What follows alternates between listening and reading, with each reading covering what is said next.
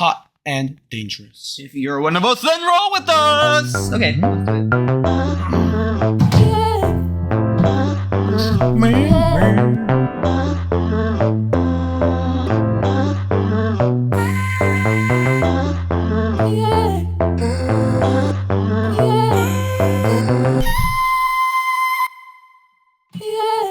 What do you have to say for yourself? I'm so sorry. Ow! Ooh, you shocked me. What do you have to say for yourself? I'm so sorry. Ow! You shocked me again. Yes. Okay, audio listeners, I am wearing my yellow Pride look, electric type gym leader. What do you call it? The hyper realistic art was released today. But what do you have to say for yourself? Your nipples out. Are you for real? What do you have to say for yourself? For myself? I think Camera 2, look at her. Vintage, beautiful jewelry. I don't ask Zach for anything. Literally nothing. I do this podcast entirely by myself. It is homegrown, completely original content from DIVOS. All he has to do is sit there. I pick out the outfits for him. I comb his hair. I moisturize his skin. I asked him to help me with this clasp. And it's one of those really fun clasps that perfectly fit the big part of the jewelry. So all you have to do is like push it in.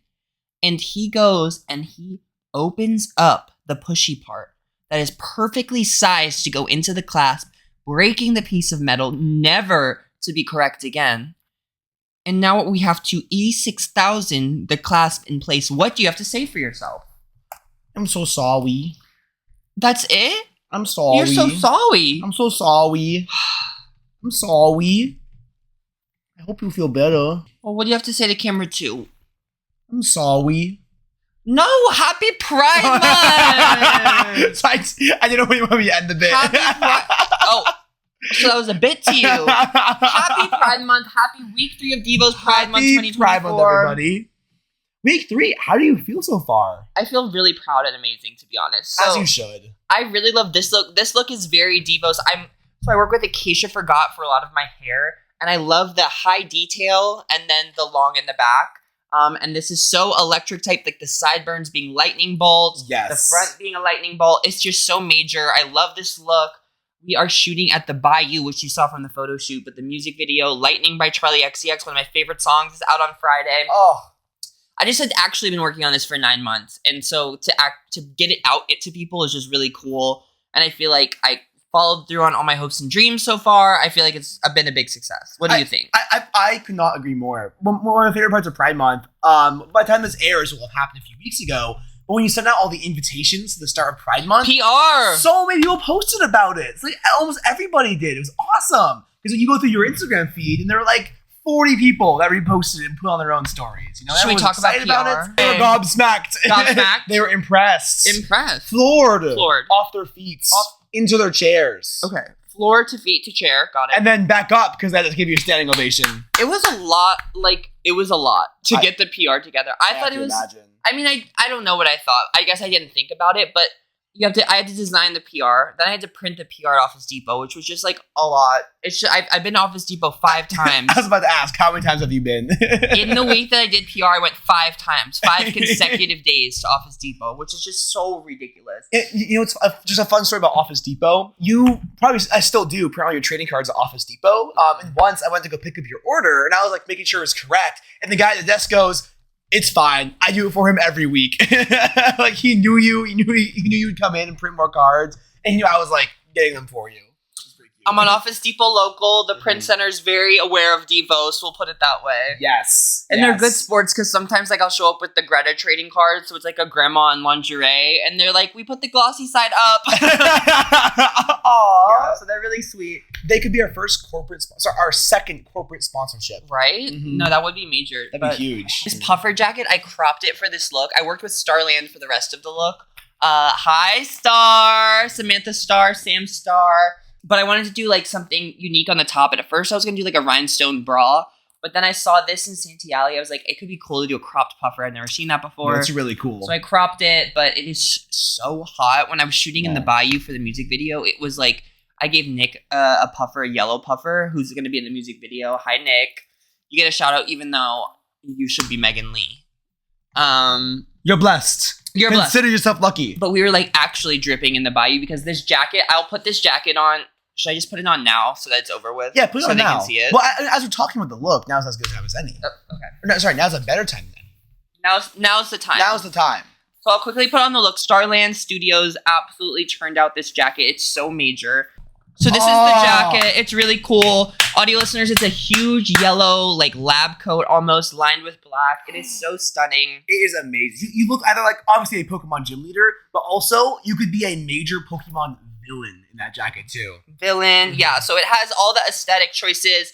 It's just so stunning. And working with Starland is always so fun because I have an idea and then we just make it better together, which is just like fun to have designers. Honestly, all my designers are amazing like that, where we take it and we elevate it together. So fun. So hot. So a little bit toasty, but we were talking about PR. So Office Depot.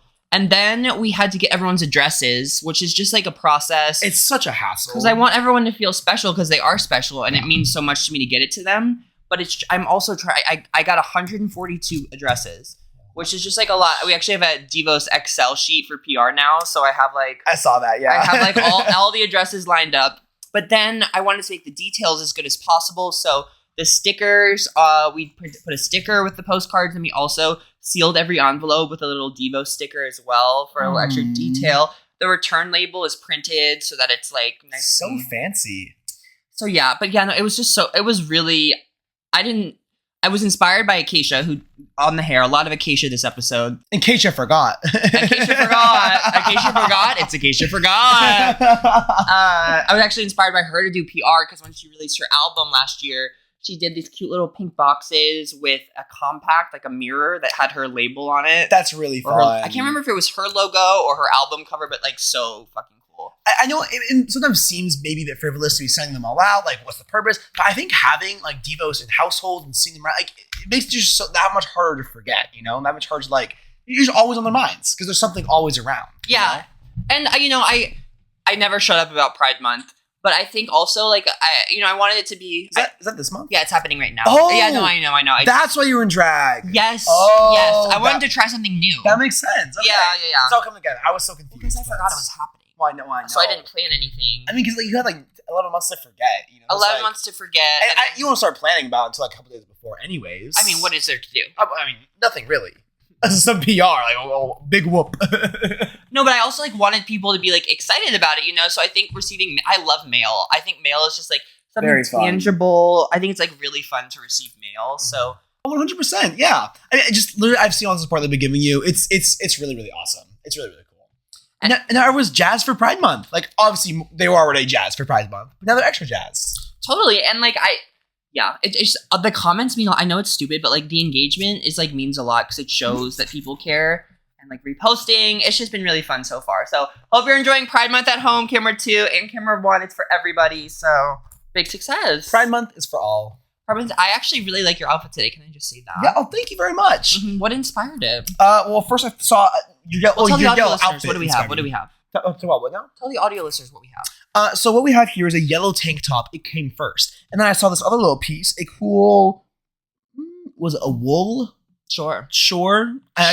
Mm-hmm. A little Sherpa tank top. I thought it'd be fun to do tank top on top of tank top. Because, well, how often do you see that? Right. No one's shaping that narrative except for me. I thought Revolutionary. It was like, I know. These kind of dark black jeans that I also found in your closet fit me very well. And then I have these are my weightlifting shoes. For a touch of Zach. Just because, I'm carrying the weight of the world on my shoulders right now. Right. And I'm doing squats while I do it. As the sole ally. Sole ally of Pride Month. Sole ally of Pride Month. They have elevated heels to make it easier to squat. Really? Uh-huh. Do you want to know a fun fact about the shirt that you have on? I do. So when I was at UCLA, I did Company, which is like the top improv group at the school. Mm-hmm. Basically, they host the school-wide talent show, and they only pick 12 people from the whole campus. The year I got onto Company, I auditioned in that shirt with a bit that I'll tell you about it because I'm going to do it in drag one day. But Well, because did you go virtual that year? Or was it the next year? Yeah, so it was the worst day of my life. Yeah.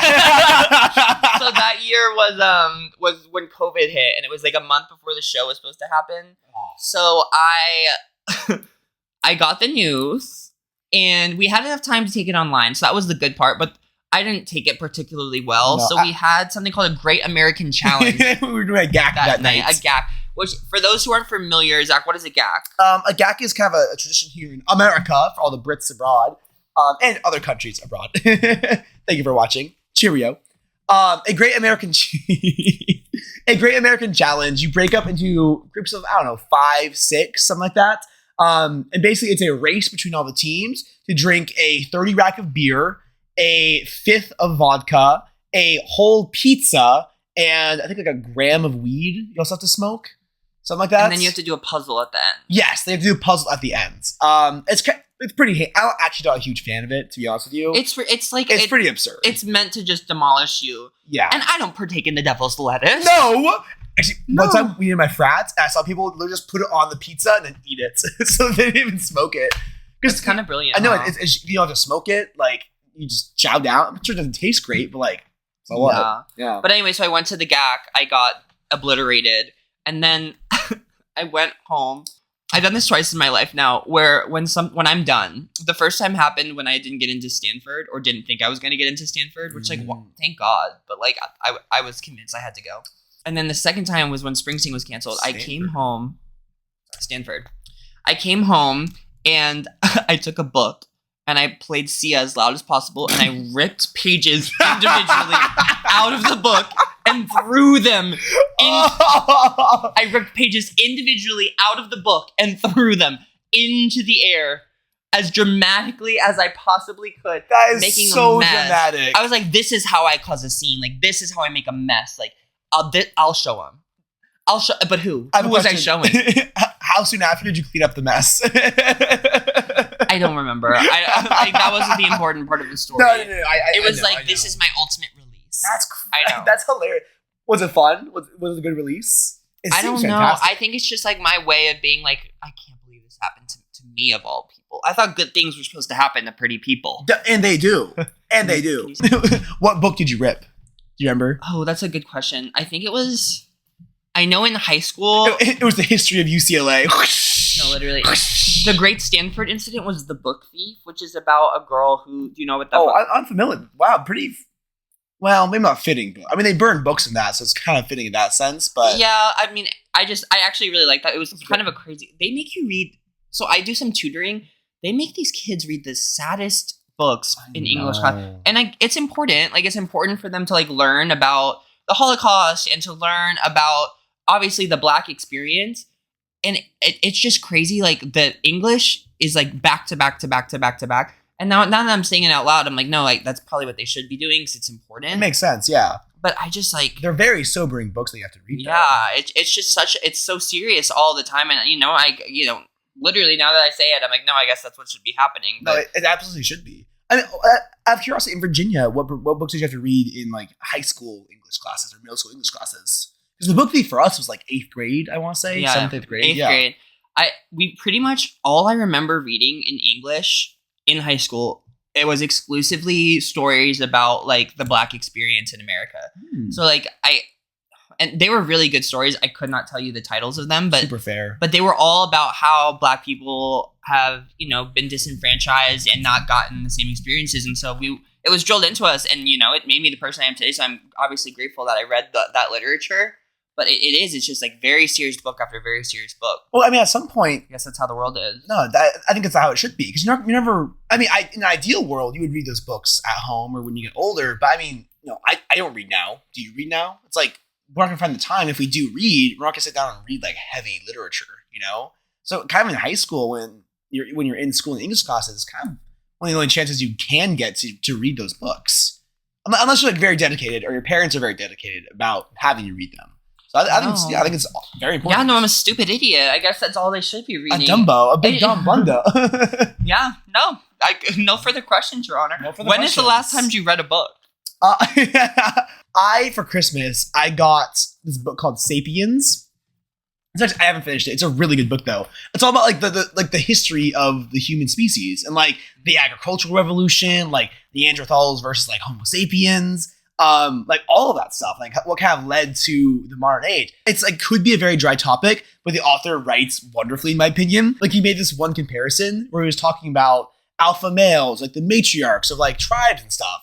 and then talking about like the alpha lion or the alpha chimpanzee who runs the clan. If you're an animal. If you're an animal, yeah. And they said, how different are humans? I mean, sure, we have these infrastructures, but like, what is the Pope if not the alpha male of the Catholic Church? So fun. It's like drew a hilarious comparison. I might have you find that quote for me because you read it to me when you were reading the book, and it's even more hilarious. It's so funny, yeah.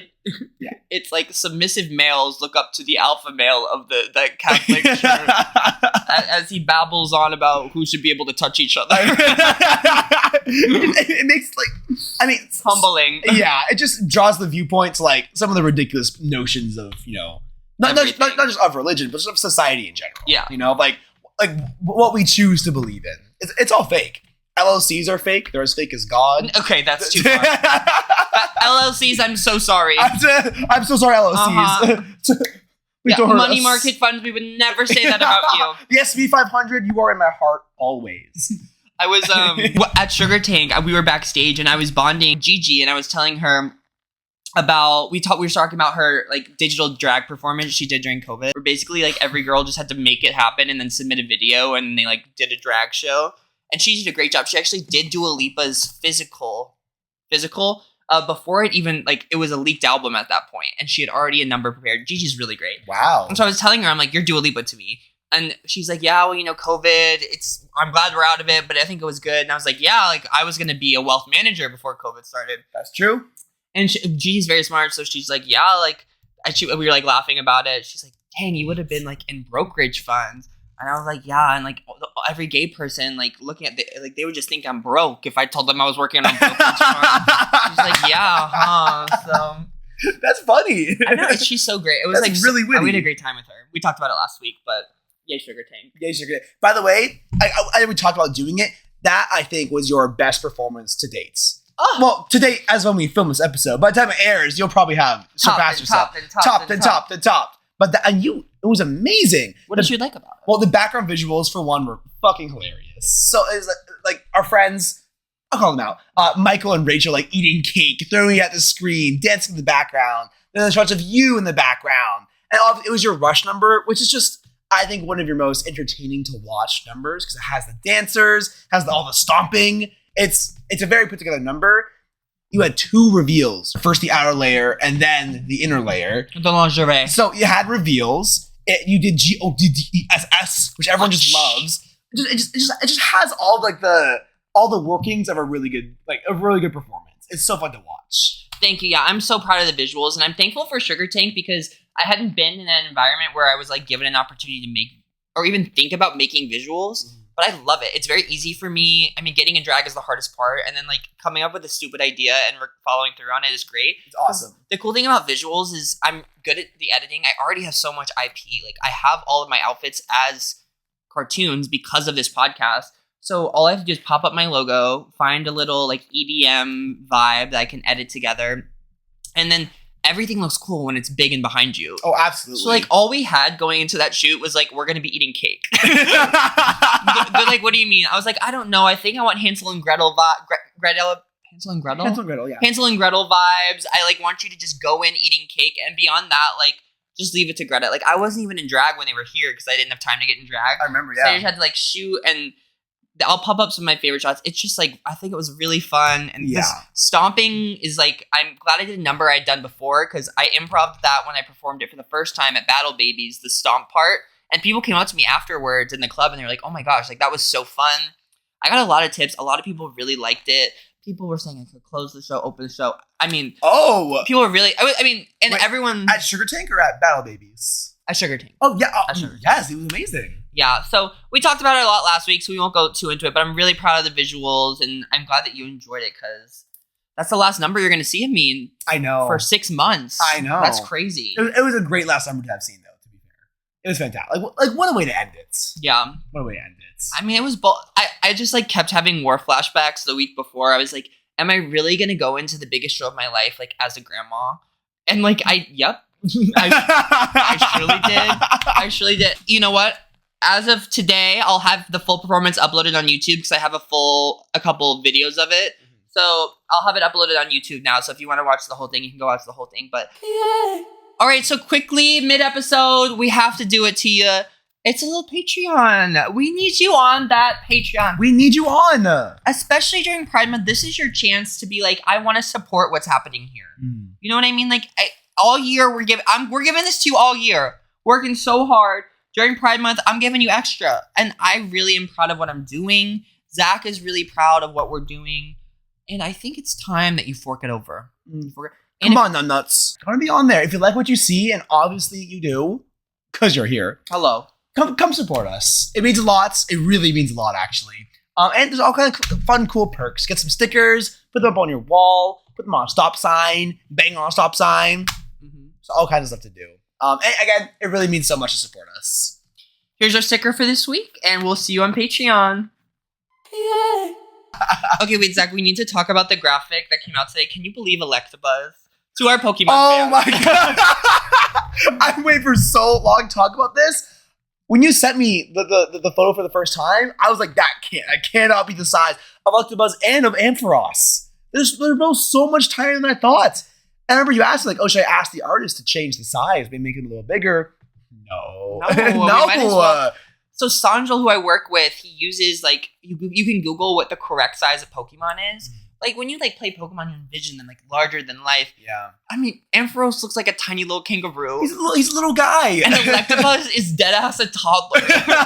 Like, it's hilarious. Like, but I think it's, like, so camp, and I knew it was going to get people talking. So, I mean, it just came out today. We'll see what people say, but I think it's, like, super hilarious. It's now makes it even more funny to imagine a bunch of Electabuzzes running around like, like shocking. Like, it does kind of make sense for, like, Electabuzz's personality to be that short and small. Yeah. I don't know, it's kind of horror. It reminds me of, like, Chucky. Like, Chucky the doll, like, running around. Yeah, a little bit, yeah. But, like, Electabuzz was never, like, a good guy. He was always very chaotic, you know? In D&D terms, he was chaotic neutral. Is that a D&D thing? Yeah. Oh. You ever seen, like, the I didn't know that was a D&D thing. That's where it's from. It's your alignment. So when you pick a character, you pick, like, lawful good as a paladin, or chaotic evil. It's like an evil warlock or something. Oh my God. So then the point is, like, then you play your character by that, like, alignment, you know? So if you pick a paladin, even if I, Zach, want to do something, like, different, I have to play as chaotic or as lawful good. Otherwise, the DM, the dungeon master, probably give you, like, punishments, or, like, will, like, change the story. It's like you've broken your oath, you know? It is a role-playing game. So you pick an alignment and you got to stick to it. Okay, so I feel like I've talked a lot this episode, so tell us more. About D&D? Just about your D&D character. Well, funny enough, my first Dungeons & Dragons character was a half-orc paladin named Bussica. Near and dear to my heart. We took her to level 5. If you ever played D&D, one of the first campaigns you'll probably play is the Mines of Phandalar. It's like kind of the go-to intro D&D campaign. Like, when I first tried it in high school, that's what we played when we first started. It goes through levels 1 through 5. Then we switched to the expansion, the Shattered Obelisk, which is Phandalar and below. And that kind of went from levels 5 to, I believe, like 12, I want to say. Okay. It goes pretty far. I switched to a new character, Bavarius Roger Ton, or Beaver Ton for short. He's also a paladin, but I multi-classed into Warlock for him as well. Wow. That's so you. Very me. Yeah. Very me. But yeah, our D&D pod meets once a week. I have 2 pods a week. 2 pods. Our friend Austin Edwards, I will shout him out. Huge shout out to Austin. He has been our dungeon master for the better part of a year. So patient. Like over a year at this point. So incredibly patient. Sometimes we have to cancel last minute. He's always very understanding. He always just wants to play, which I think is awesome. And puts so much time into our characters, time into the story. He puts up with a lot of our shit during the sessions as well.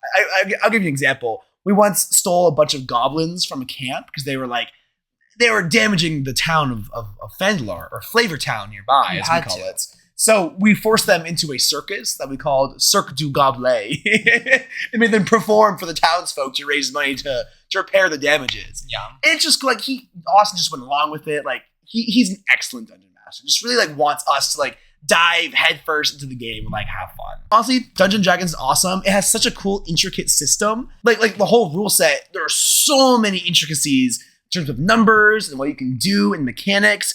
Like at the core of the game, it's just you riffing and using your imagination, right? And yes, you'll roll dice to see if like things work out or not. But like, you can do whatever you want. One time I was talking with my girlfriend Sarah, and I was like, Sarah, like, oh my god, I had such a good night last night. Like we got drunk, like we were in a tavern. She's like, wait. You got drunk, or your characters got drunk? And I had to be like, our characters. We were dead sober, but spent an hour on our characters in the tavern getting up to drunken shenanigans as we didn't have a lick of alcohol in the real world. Humbling. Oh, but it's so much fun. Every so often you'll have just an electric session where everyone's like remember when we killed Electric. I remember when we killed the dragon that one time. Yeah, electric. And then everyone was just like on their feet cheering when we like won the battle. Wait, so to dial everyone back in a little bit, basically you have so much stuff, like spells, items, things that can happen, and you have to actually be aware of all this stuff to make it happen. So when I show up, I'm Citrus Daydream, the legendary diva herself, and you can be as creative as you want, but if something happens, like you either are creative or you might die. So like so that's where like that's why it's so exciting, because it's like a brain blast. You're like, oh, I thought of that. Okay, so yeah, so what happened? No, I actually, when you come, you nail the creativity parts. You use spells like I don't think they were intended for at all, but it works. Like everyone use the spell Shape Water, which is a cantrip, so it's free to cast. Lets you manipulate water, and you like went up someone's nose and into their brainstem. I always like to make it as ridiculous as possible. Which is so fun that you can do that. You can play it both ways, and like it all works out. Well, I think it might be time for the bit of the week. Are you ready for this one? I am ready for this one. I want to go I think a lot of our bits are very like theater, silly, stupid, quirky, crazy. This is definitely like what I would consider a straight boy bit. Like very like you're ready for it. I'm intrigued. So this bit was something that one of my old roommates in college used to do. And it's when you're like walking, through town with your friends and you're close to a stop sign. And so you you continue the conversation casually, like as casually as you can. You just divert attention a little bit. And as you're walking by the stop sign, you slam it as hard as you can so it makes a really loud metal ringing sound. Oh. And you go, ow, ow, ow, oh no! And the sound is so loud that everyone's like, oh my gosh! And then you see your friend like down and she's like, what happened? And they're like, just kidding.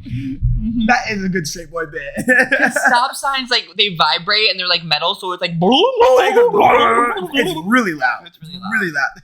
That's a really good straight boy bit. Yeah. But my roommate in college would sometimes take bananas and just huck them as hard as he can on the way back from a dining hall. And I never saw it coming. I went, wah! But what do you mean huck? Like just throw it? Just as hard as he could at the stop sign. Maybe at the stop sign. Oh yeah, at the stop sign. So they go bang, and it's funny because it's a banana. Oh. And fruit is just kind of hilarious in general. Hilarious. Well, it's fruit. Good bit. Good bit. Yeah. Well, let's just keep comboing. We'll go straight into Educate the Straight. Let's do it. Okay, so my Educate the Straight for this week is it's another kind of serious one, but I think it's interesting and important to talk about. What do you know about silicone? It goes in breasts often, I believe. Other than that, not much. Well, so I bring it up because for a long time, and still to this day, a lot of queer people, specifically trans people who don't have access to nice plastic surgery practices, will go and get illegal silicone injected into their bodies. Ooh. And what's interesting about that is that many people die from it, because if any kind of silicone leaks, like if the way it's contained starts leaking and gets into your bloodstream, you literally just pass away. Fuck.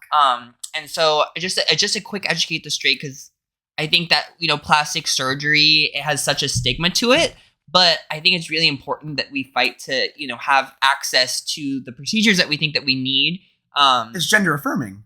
Gender affirming. Gottmik is currently clobbering All Stars right now and winning a lot of money for trans organizations to help people get access to that. But you hear these stories from the Midwest of these people that like all they want is to like look how they feel in their head, and there's nowhere for them to go. So they'll go in someone's basement and have silicone injected into their body, and it's so dangerous.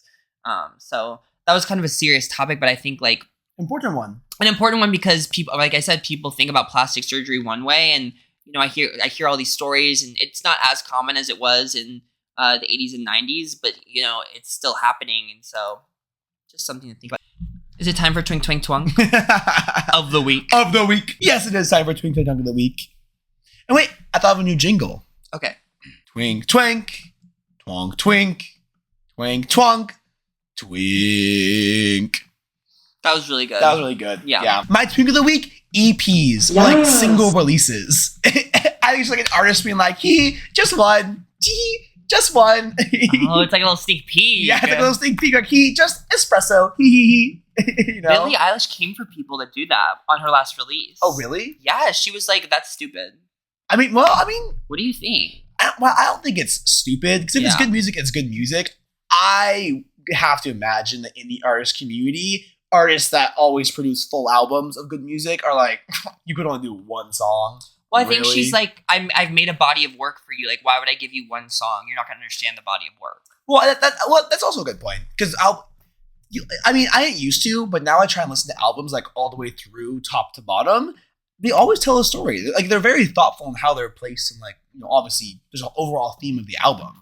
So, is that what she's referring to? I think so. But I just think she kind of was on a rampage before her last album. I think she was nervous about it because it's like her first like queer kind of album. So I think she was like nervous to. It's interesting that she was nervous before releasing the album. Well, I mean, you want to know why? Like, if she's releasing kind of a more like queer album, JoJo Siwa just released her. She invented queer pop. Yeah. Gay pop. So it's hard to follow in that footstep. I'd be nervous to follow that as well. But something to be said. The only reason that Billie could release the album is because JoJo blazed the trail. Yeah. Thank you, JoJo Siwa. Thank you, JoJo Siwa. Camera 2 is now named JoJo. JoJo Cam. The JoJo Cam. My twunk is horny goat weed. Do you know what that is? No, what is horny goat weed? In the South, like my family used to drive a lot from like Virginia to New Orleans to see my mom's family, and we'd always be in the gas stations, and the bathrooms of gas stations are so scary. And so women's gas stations have access to feminine care, and the only thing that you can get for a quarter in the men's bathrooms are these little pills that make you horny. Yeah, they're like Viagra pills, but like the most sketchy, like literally I have no idea what could possibly be in them. For 25 cents? For 25 cents. And one was called horny goat weed. And it was like the my god. So twank to take stuff like that, but it was like the first like really silly thing I posted on my Instagram. I posted it on Maine, horny goat weed. Horny goat weed? Mm-hmm. I'll pop the picture up. What is horny goat weed? For 25 cents? All of those pills. Those horny pills, I don't know what could they possibly do? I don't know, like crawfish maybe? As an aphrodisiac? I don't know. Crawfish. It's all crawfish. We cracked the code. It's all crawfish. we could start our own. Oh, yeah. Horny crawfish pill. Yep. It'll make you crabby. Oh, yeah. You'll want to peel me and suck my head. What? It was your idea. Don't bring up crawfish and expect me not to follow through. Or shrimp. You'll suck the brains out. Yep. Yeah. Kind of on that topic. My twunk, the boiling crab, the restaurants. Really? Why? Mm-hmm. I mean, they literally put down. And you dismember. You dismember crabs, shrimp, potatoes, corn, lobster, any kind of like crawfish. You dismantle. You really mutilate seafood. I know, but what makes it twunk, in my opinion, is they literally put down like a tablecloth that afterwards they just literally wrap it up and throw it away and put down another one, because you're meant to eat on the table and bibs like that's twunk. That is very twunk. Okay, well, on the flip side of that, a twink is when you're at a restaurant and they put down a tablecloth, but it's a piece of paper and they give you crayons and they're like, here, you can color. Aww, I love when they do that. I love the mazes. I love doing the mazes. Like on the kids meals, very twink. They are amazing. Yeah, they are awesome. My twink, BMX bike racing. Mm-hmm. Why? Oh, so I have to explain myself. Yeah. So my word isn't good enough for you. No. Okay, I said it. One, it's hard. Like it's very impressive to do. They're like going over the hills, and the way they do it is they like raise and lower the bike with their bodies. They always have traction even on the bumps. So them going like this is what you're saying is Twank. Well, exactly, yeah. But also, like, so Humping is Twank, camera 2. the way they start is like a horse race. Like they have the gate, and the gate drops down, and they go vroom, as fast as they can. It just seems very Twank to me. That is very Twank, yeah. My Twank of the week. I'm like really excited about my Twank for this week.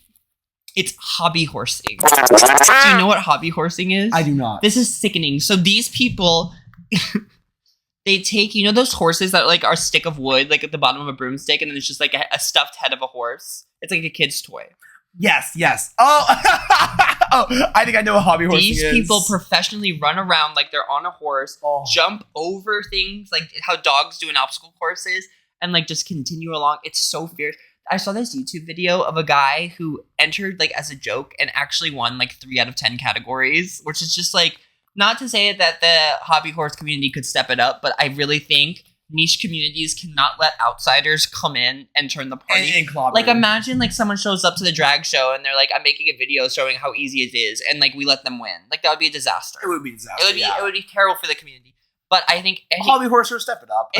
it's Twank, but also I'm a huge fan. So if you're a hobby horser back home, know that you have a fan in DIVOS. I love watching those videos of like those like high school age girls, and like there's a particular shoe that they wear, almost like a ballet outfit. Outfit. They're like equestrian. They're feeling the fantasy. They go for it, and jumping over everything. the hurdles. Everything. It is so much fun to watch. It really is. That was a good Twank. Awesome. Woo! Thank you for watching, everybody. I mean, that is a great episode. That's yet another episode of Twink Twank Twunk. Make sure you're checking out all of our socials to see the highlights of the episode. Make sure you're following us. It does help us for the support. Subscribe on YouTube. Follow on Spotify. Check out Zach's Twitter. He's abroad posting those jokes, so make sure you give it some love. And also, make sure you're on our personal social medias. I have all the DIVOS Pride Month content coming out for 7 straight weeks. There's stuff on every single platform, and it's all different. So YouTube has the full music videos. Instagram has little snippets of everything and the photo shoots. TikTok and Snapchat have more like social media type clips and footage and behind the scenes. So I post about twice a year. So make sure you're following Zach. You do not want to miss it. Don't want to miss it when it happens. Don't want to miss it. But yeah, thank you so much for watching, everybody. I hope you have a wonderful rest of your day. Happy Pride Month. Happy Pride Month. Ow! Shot.